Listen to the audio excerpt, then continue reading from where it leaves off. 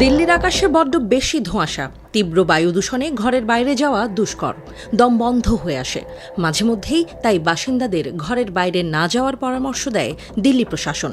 গণ অভ্যুত্থানে বাংলাদেশ ছেড়ে দিল্লিতে পালানো শেখ হাসিনার জন্য হয়তো সেটাই ভালো। ঘর থেকে বের না হওয়ার বিষয়ে একটা অজুহাত তো তিনি দাঁড় করাতে পারেন।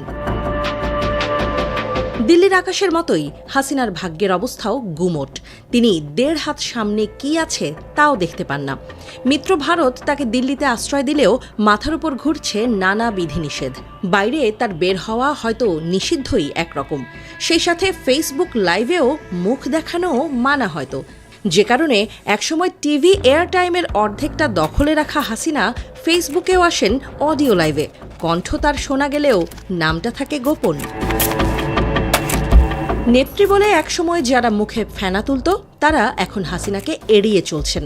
তার সব সুবিধা নেওয়া ব্যক্তিটিও আদালতে দাঁড়িয়ে বলেন, হাসিনার ওয়াসওয়াসায় তারা ভুল করেছেন, আর কখনো আওয়ামী লীগই করবেন না। এমন দুর্দিনে হাসিনার জন্য আরেক দুঃখের খবর। আন্তর্জাতিকভাবে প্রমাণ হয়ে চলেছে তার অপরাধ।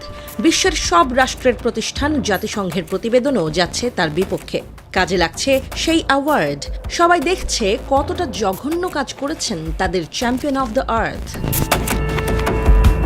এবার গত বছরের জুলাই আগস্টে ছাত্র জনতার আন্দোলনকে দমন করার সময় মানবাধিকার লঙ্ঘন করেছে সাবেক প্রধানমন্ত্রী শেখ হাসিনার সরকার। জেনেভায় মানবাধিকার কাউন্সিলের বৈশ্বিক আপডেটের 58তম অধিবেশনে এই সংক্রান্ত প্রতিবেদনটি উপস্থাপন করেছেন জাতিসংঘের মানবাধিকার বিষয়ক high commissioner Volker Turk. Volker Turk জানান, গত বছরের সহিংসতার কারণে বাংলাদেশ কঠিন সময় পার করেছে। হাসিনা সরকার বিক্ষোভকারীদের নৃশংসভাবে দমন করেছে। এতে করে বাংলাদেশে গুরুতর মানবাধিকার লঙ্ঘনের ঘটনা ঘটেছে বলেও জানান তিনি। জাতিসংঘের এই কর্মকর্তা বলেন, বাংলাদেশ এখন নতুন ভবিষ্যতের পরিকল্পনা করছে এবং তাদের এই প্রতিবেদন এক্ষেত্রে বড় ভূমিকা রাখবে বলে আশা তার। এর আগে গত 12ই ফেব্রুয়ারি জুলাই গণ অভ্যুত্থানে বাংলাদেশে সংঘটিত মানবাধিকার লঙ্ঘনের তদন্ত প্রতিবেদন প্রকাশ করে জাতিসংঘের তদন্ত কমিশন। এতে বলা হয়, পতিত হাসিনা সরকার সহিংস উপায় ব্যবহার করে গুরুতর মানবাধিকার লঙ্ঘন করেছে। জাতিসংঘের এই প্রতিবেদনে হাসিনার রাজনৈতিক ক্যারিয়ারে শেষ পেরেকটা ঠুকে দেওয়া হয়েছে। তার দেশে ফেরাও পড়েছে চির অনিশ্চয়তার মুখে।